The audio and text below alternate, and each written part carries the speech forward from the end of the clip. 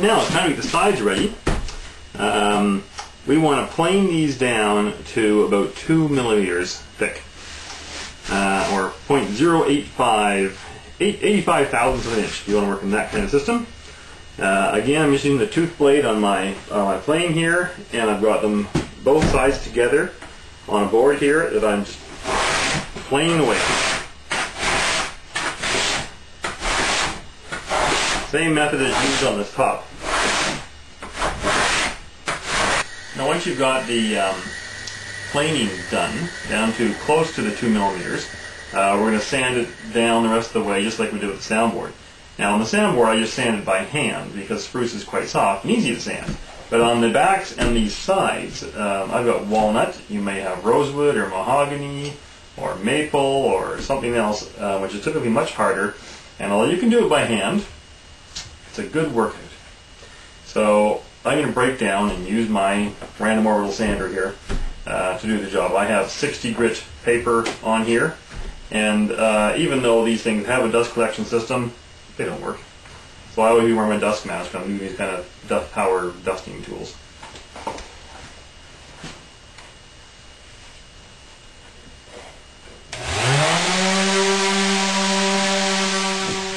Now, there's one thing that mystifies people with making guitars who've never done it before is bending the sides. It's actually very simple. Now, if you're going to build a guitar over and over and over again in production, you're typically not going to bend over a hot pipe like I'm going to show you. You're going to build a form to press it against. But if you're building a single guitar, or you're building a design you haven't built before, or a custom design, you won't necessarily go to the extent of building a form. You're going to just do it by hand. Now, what I've got here, I've got a piece of 2x4, which I just carved a little groove in here. It sits back here. I've got a propane torch, and I have about a foot length of 4-inch aluminum, galvanized fence post. Just went to a fencing place, and they had a length about 6 feet of corner post, which I bought for about $4, and came home and started sawing pieces off it. In one end, I've taken a piece of sheet metal and riveted it in, so that when you're standing in front of it, you don't get this roasted tummy. And there's an air hole drilled in the bottom here. And I just mount this in here in my vise, with the air hole down, right at the end like so. And then the torch sits on my block, and it just sits in there like that, pointing up about this area.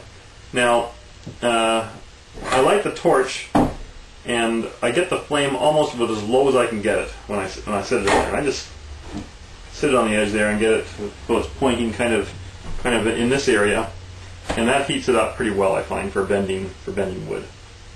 The wood itself we're going to soak a little bit. I just run up to the bathtub and put it in hot bath water for 10 minutes or so, just to get the water through it. Not too wet. Different woods you're going to soak different amounts, and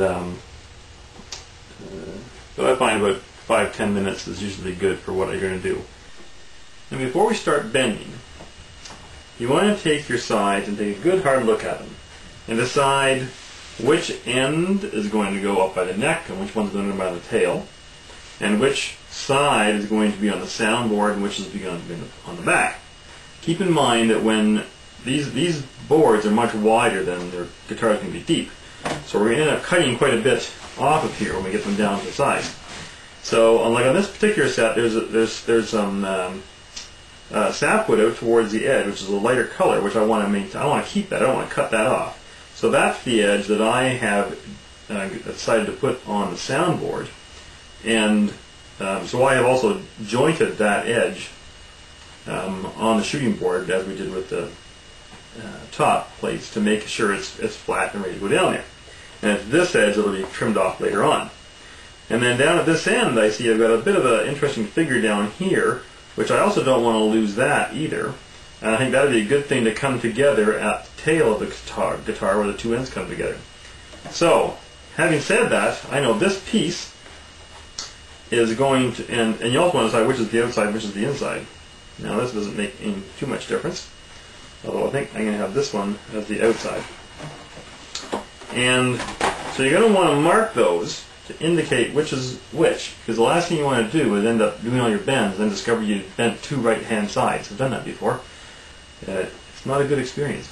It's very hard to unbend and bend them in the opposite direction. So, figure that all out. Label them with a pencil. Which side is which is the up and which is the down, the left and the right, the tail and the neck, so that when it comes time to bending, you know exactly which way it has to go. Okay, so I've soaked these in hot water in the bathtub for about 10 minutes. And I'm now ready to bend this. And I've got the pipe is all warmed up here. You can tell by just giving it a squirt, it steams pretty easily. And this one is the left-hand side. Well, it's the right-hand side of the guitar, but since I'm doing it upside down, I call it the left-hand side, so it doesn't confuse me. Confusing? And this is going to be the tail end. I'm going to start bending at the tail end, because that's the one I really care about. That's where this interesting figure is that I want to maintain. I don't want to be cutting any length off of this. I don't mind if I cut a piece off up here where the neck is, because there's nothing of terrible interest down here. And this is going to go like so. So I'm going to start bending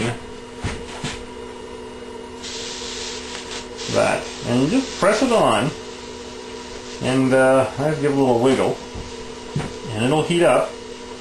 And before very long, you'll feel it start to kind of go elastic. There it goes. And it'll start to bend. I'm not putting a huge amount of pressure on here. Of course, the thinner you have made your sides, the easier it will bend.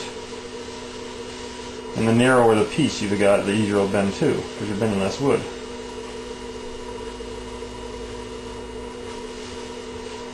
Now you'll see it's starting to dry out just from the heat. So every once in a while, you take this off, and I have a squirt bottle handy that I just use. You see how we're starting to get a bend there? To keep it wet. If you're not careful, you'll get burn marks on this as well. So you got to kind of keep it moving. Don't let it sit too long in one place.